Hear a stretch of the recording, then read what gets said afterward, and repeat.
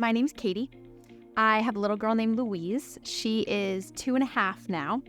And we found out about Louise's diagnosis. She was diagnosed with something called 1p36 deletion syndrome. Super rare. I never heard of it before. We found out about her when she was 20 weeks in utero. The first thing that the sonographer noticed on our sonogram was that she may have a cleft lip. So my regular OB sent me to a maternal fetal medicine doctor to get some things checked out. And that's when they noticed Louise had differences, abnormalities in her brain, her heart, and her umbilical cord area. So when they told me about Louise, it was actually pretty terrible. They're very factual. So they just say, hey, here's the deal. You have a child that has a lot of medical problems. We're not sure if your child will survive or not. So when they first noticed all these abnormalities, they said, let's get an amniocentesis to see what's going on. Does she have some sort of genetic syndrome? Turns out she did.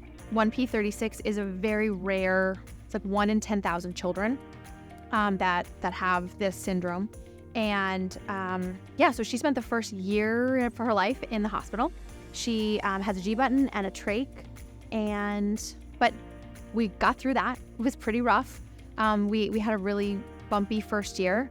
I'm so grateful to Cook Children's just because they gave me my baby to take home, and I love spending time with her at home now. And now we live a pretty full, happy life, regardless of all of her medical stuff.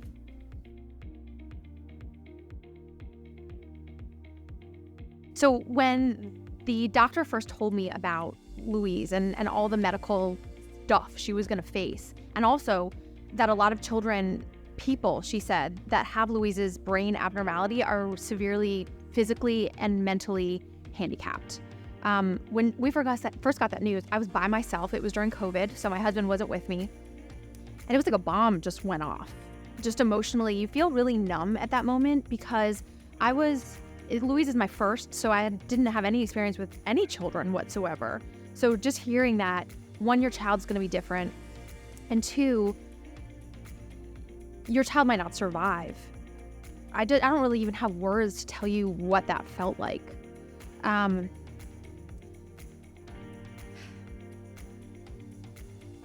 remember going home. Driving home was just a blur. I went home. I called my husband. My husband said, just come home. Don't stop anywhere. Just come straight home. We sat down. We talked. And we immediately just started praying. I mean, that's the only response. We're people of faith. And so the only response we don't have any answers. You don't know what's going to happen. You kind of realize in that moment how false your sense of reality really is, because this could happen to anybody. I mean, this wasn't something we could have planned or predicted. It was completely random. Nothing in my husband's genetics contributed to this. So this just landed in our laps. And so all we said was, God, this is your child. You created her just the way that you meant her to create. Just let us be good stewards of her. But I remember thinking, like, how am I going to get through this? Like, what if she doesn't survive? It was really, really, really hard. And I even now that I'm past that initial stage of shock, and even though I still struggle with her a lot, I can't even put into words like just the feeling of shock and awe and numbness that you feel in that moment.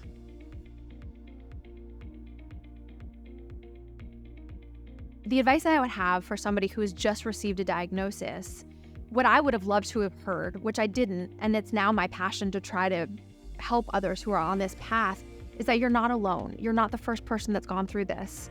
And even though, for me, our diagnosis was very rare, sometimes with other diagnoses that are more common, you have a sort of a built-in network right away. There's Facebook groups, there are support groups. It's a lot easier to find. Ours was very rare, so we didn't really have... I felt really alone at that time. So the advice I would want to give, what I would tell me in that specific spot, what I would have liked to have heard was, you're not alone. There are people who can hold your hand through this. And I would have loved to have seen pictures of what children with Louise's diagnosis looked like in 2-3 years. Like, I would love to see a picture of me with a child with a G button, with a trach, with an uncertain future, still living a joyful life. So I would love to share that you can still have such a full life of joy just unimaginable. Like, I would never change Louise. And even I might take away some of her medical issues, but all that struggle creates such a beautiful picture of joy that you just can't come by that unless you take the hard road. And so I would just want to encourage people and tell them that.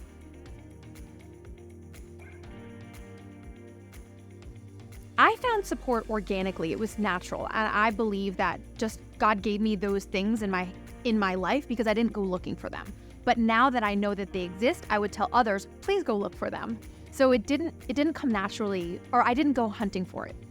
I actually had a therapist connect me with somebody else, another mom who had a daughter with similar kind of medical needs.